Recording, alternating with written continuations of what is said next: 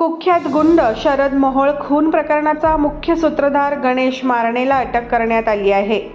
पुणे पोलिसांना यामध्ये अखेर यश आलं।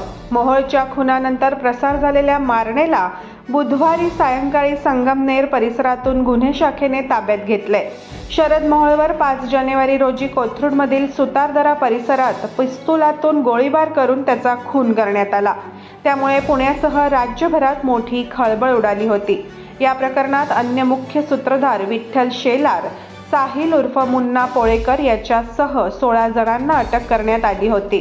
मोहोळवर गोळ्या झाडल्यावर हल्लेखोरांनी आम्ही गणेश मारणे टोळीतील आहोत असा आरडाओरडा केला होता, असे तक्रारीतही नमूद आहे।